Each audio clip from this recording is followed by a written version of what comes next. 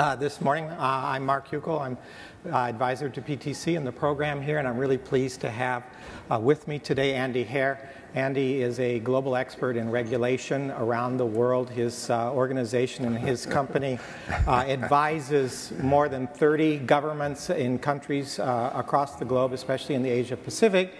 And prior to doing that, Andy was the regulator in Singapore, starting in 2000 with IDA. In fact, I was in Singapore the 10 years prior to that, and we kind of crossed paths right when I was leaving and he was coming into Singapore to build up the, help build up the systems and services in that country as the regulator with IDA.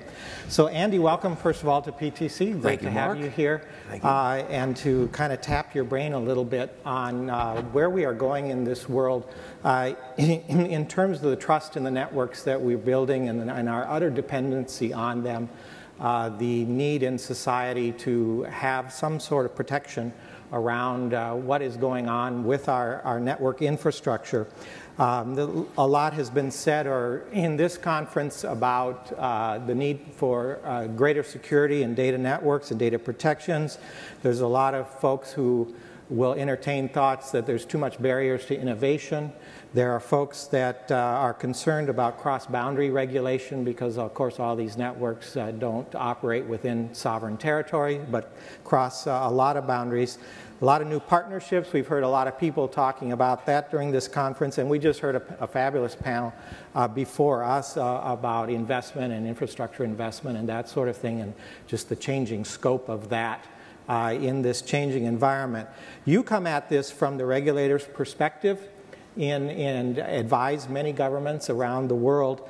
And we can talk endlessly about, protection and private policy, data protection, and all those terms, security, kind of mean different things.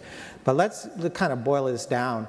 What do you see as the policy and the regulation being deployed globally, not just necessarily here in the United States, because that's not always the best example for the rest of the world, but being deployed globally? What's being done right and what's being done wrong right now? Thanks, Mark. There's actually a cardinal rule among regulators, and if I could draw from Bob Pepper's euphemism, I'm a recovering regulator. Part of the mantra that we have among regulators is we don't criticize other regulators. We know what's good and what's bad. And although I have actually given a public speech about the regulator in this particular country, I wouldn't single anybody out. But when you look at good privacy policies, I'll go back, if I can, about 10, maybe 11, 12 years ago when we first started to look at the concept of what should privacy and data protection legislation look like and what should the policies be. And it was driven pretty much by the economic characteristics of Singapore, which depends heavily on multinational corporations, specifically banks, and in many cases European banks. And Europe was starting with a lot of safe harbor legislation, which would have impacted the Singaporean economy if we didn't get the privacy legislation right.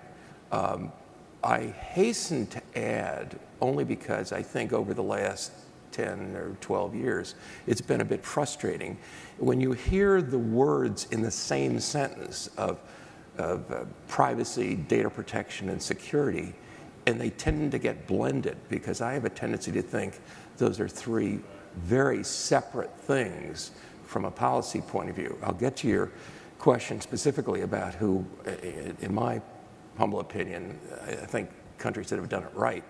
But when you look at the concept of privacy, it more deals with the information, what information you're interested in protecting.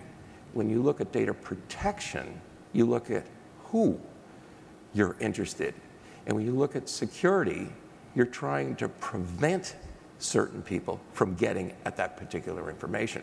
So if you start to drill down a bit into the concepts of privacy, data protection, and security, you start to arrive at three fairly separate policies to approach it. I'll give you a very brief anecdote. actually to show you some of the frustrations that I had while I was served in Singapore and worked for the Singapore government. When we first started to look at this, as I said, in 2005, 2006, it was asked that the ICT regulator, which was me, would at least chair the Privacy Data Protection Working Group.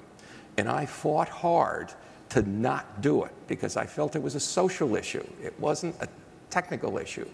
And I lost.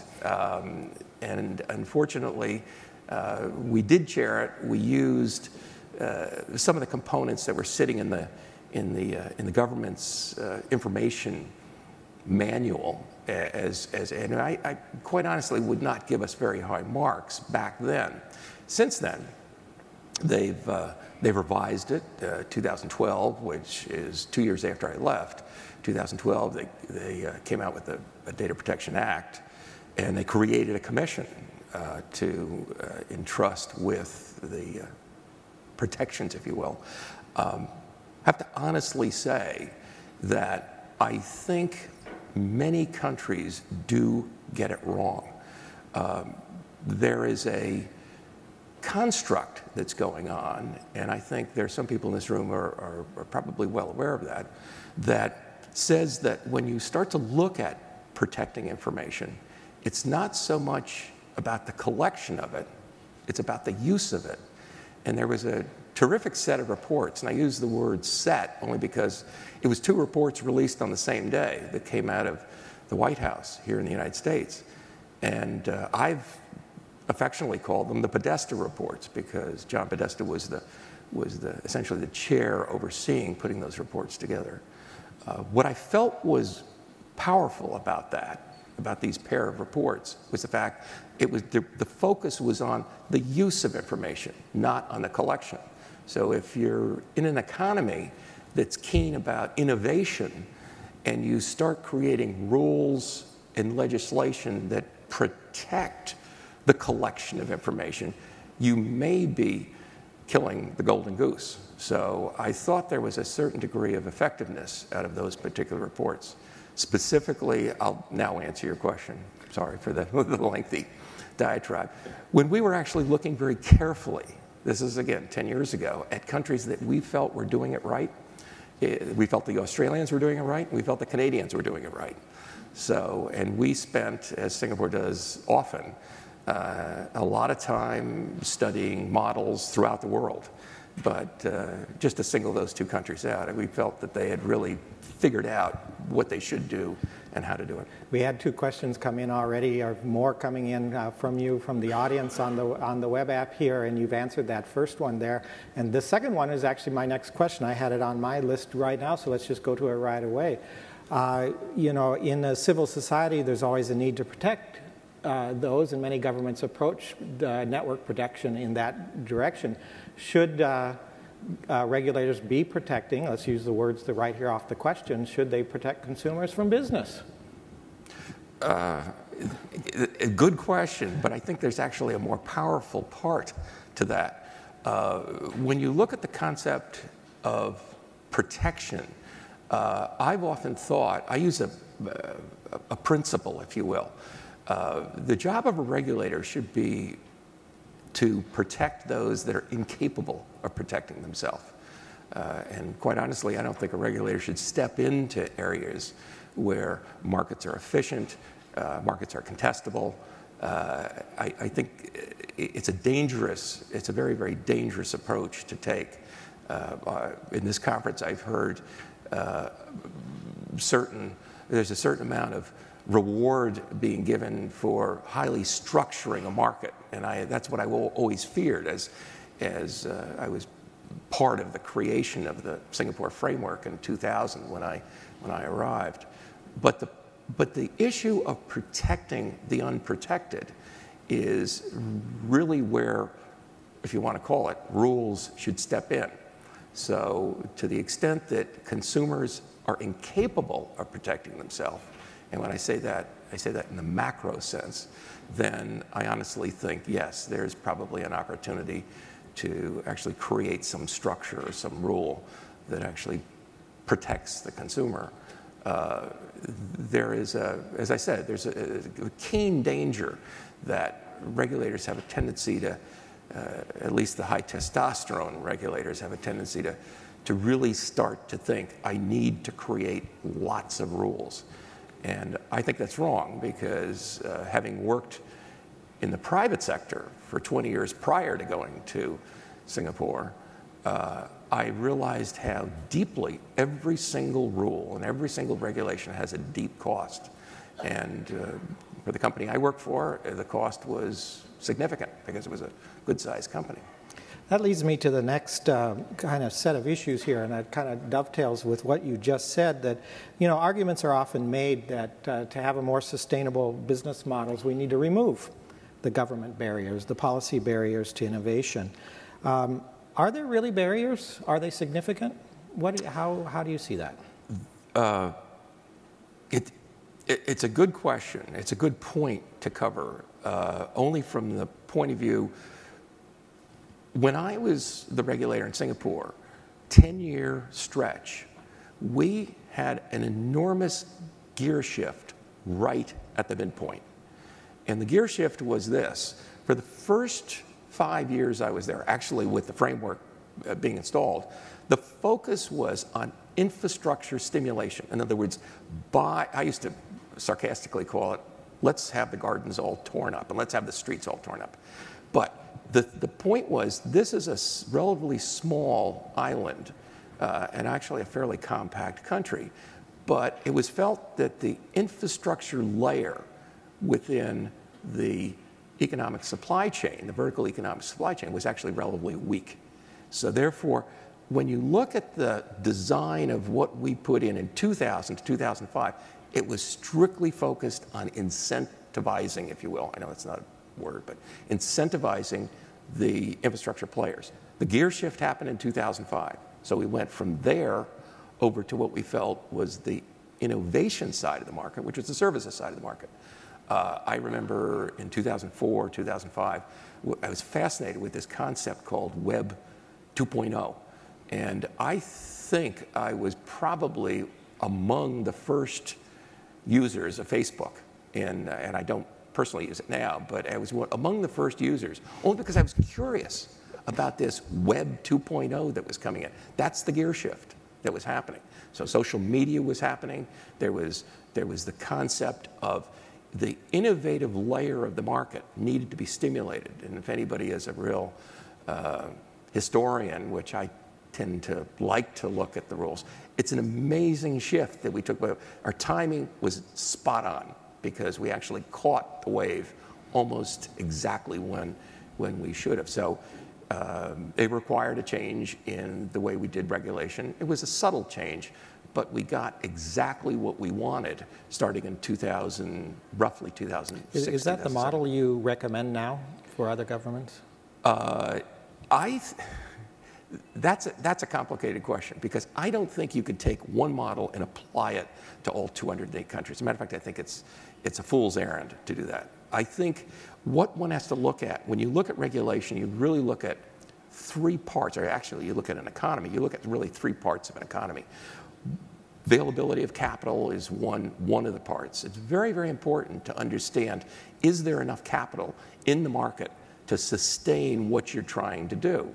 And would you attract, a small country, would you attract foreign direct investment coming into the country? So you have to make sure your regulations are not creating barriers for opportunity to come in.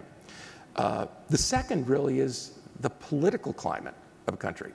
And then the third would be its ability to adopt changes. So I don't think you can say, we made a gear shift in 2005, why shouldn't everybody in the world make a similar gear shift?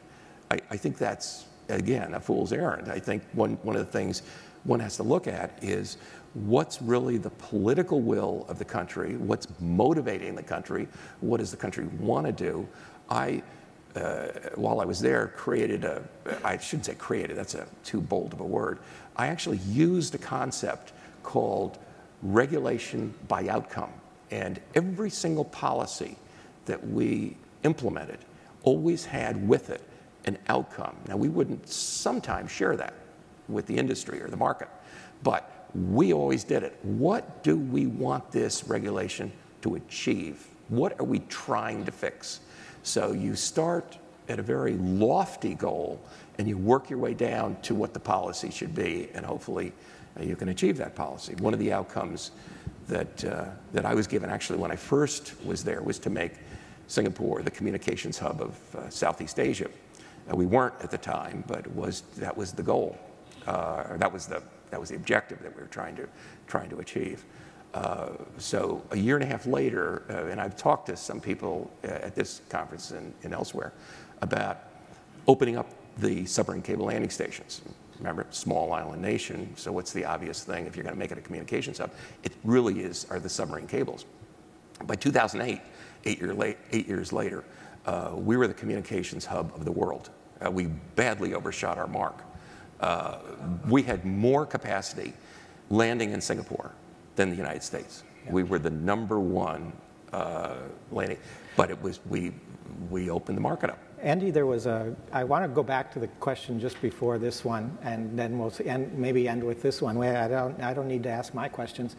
The previous question was asking, there it is, it's supposed to be, policy is supposed to be future-oriented, right? And it's a very long cycle. We often hear the complaint that the regulator is behind the times, that they're uneducated about what's going on in the market, the innovation that's taking place. How can policymakers create policies that work? Great question. That's a great question. That's a very, very good question. When I got to Singapore, and I actually try to share this with some of my client governments, and it's a hard concept to accept. Most countries are designed, most governments, if you will, are designed in such a way where you actually separate out the regulatory responsibility from the policy function. And when I got there, the policy function didn't report to me. And I fought to actually have it report to me, and 9 months later it did. And my point in doing that was I wanted to rotate people through that policy division of mine to actually understand the market. I had spent 20 years advocating to governments and regulators around the world and was deeply frustrated by how inert most of them were. They could not move at all. And so that frustration meant that once I was in a position to actually organize in such a way, I tried to make sure that, as I said, the policy function and the competition function and the spectrum function and the internet function all came in to a common person.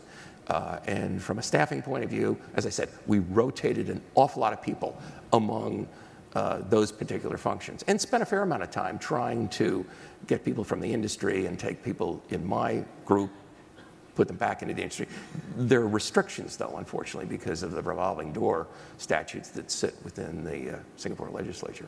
Let's take one final question, again, coming through the web app we have here. Can policy also be creating a better foundation for competition? Obviously, that's something we've heard a lot in the U.S.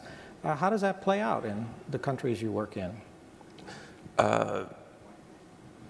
Definitely, yes. Of course. I think competition, at least in my mind, is the contestability of markets. And it's the ability to have choice, and it is the desire to have fluid markets, so to speak. Policies will actually drive that. And to your specific point, Mark, the issue of other countries, let's get outside the realm of an economy as small as Singapore. It's very, very important that the issue of contestability is understood. And in non-contestable markets or sections of markets, it's very important to understand the role of the government. What should the government do? What should the regulator do? And so I've often said that the role of a regulator is, especially where somebody has got significant market power, or there's an abuse of market power that's sitting in the market, the regulator actually serves as the proxy competitor. So once you've actually got beyond what your role is, you try to figure out how to actually implement that role. Quick final point, if I could. We did an assessment as I was leaving Singapore in 2010.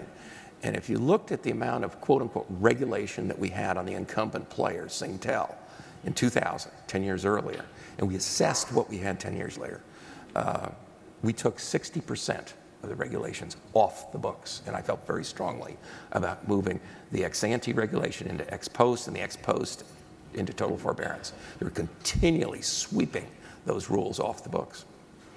Andy, thank you so much for sharing your insights with you. A delight to have you here in Hawaii, and we look forward to talking to you some more. And thank you all for your great questions. Aloha. Thanks. Thanks, Mark.